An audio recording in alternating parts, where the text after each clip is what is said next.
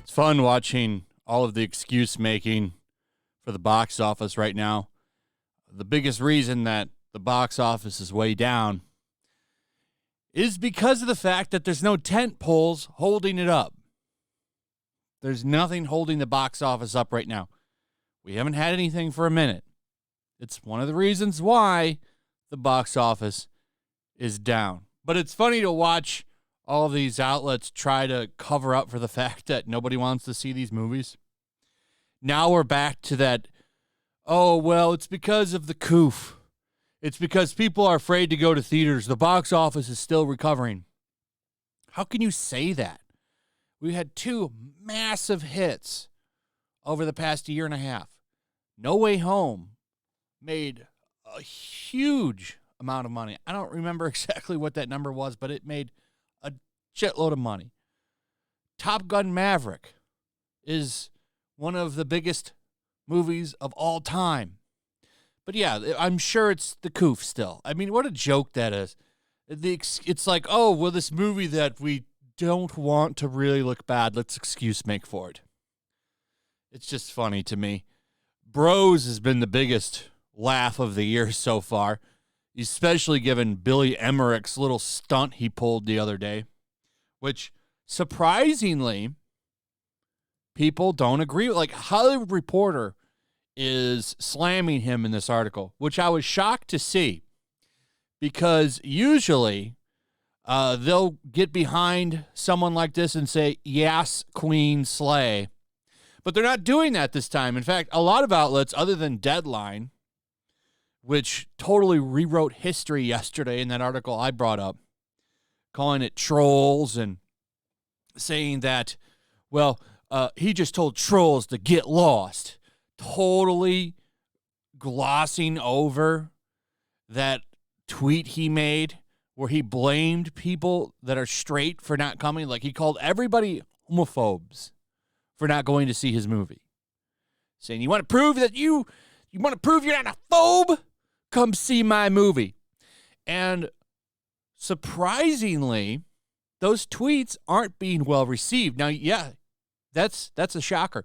Usually, like I said, it's yes, slay queen every time that happens because, well, they want to make people feel like shit. But Hollywood Reporter actually comes out and says, yeah, those tweets felt more like finger wagging than an invitation. And actually kind of calls him out, which I was shocked to see.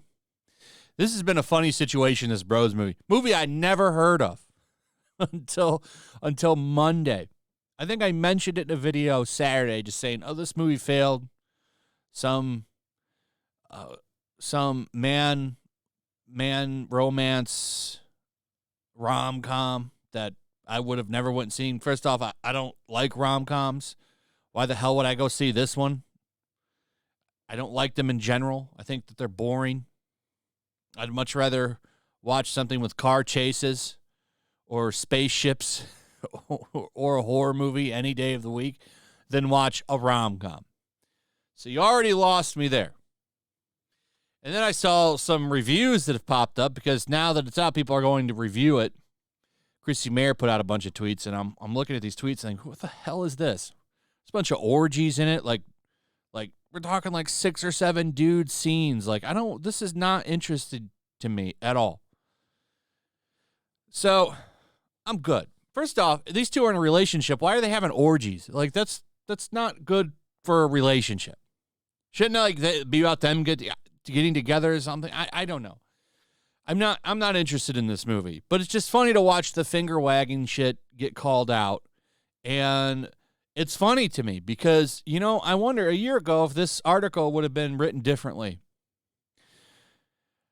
So the tweets have not been well received. Eichner's tweets felt more like finger-wagging, followed by moralistic confrontation rather than an invitation with a bit of warning if you compare them to Viola Davis's more polite request last month to see The Woman King. If you don't plop down money on opening weekend, you're not going to see black females leading a movie again. I didn't like that either. It still sounds hostile. And I think that movie actually did okay at the box office. But that's just hostile to me. Still like saying, oh, you need to see this movie. Now, she didn't call people racist or anything, but she's still kind of implying a little bit of it in this tweet. I don't like it when it's pushed on you to make something happen. You should make me want to see it based on the entertainment value of the movie. If anybody should be blamed, it should be your marketers. Now, the funny thing about Bros is I guess it had a big marketing thing. I still never saw anything. But to be fair, I don't see many ads and I don't watch much TV. So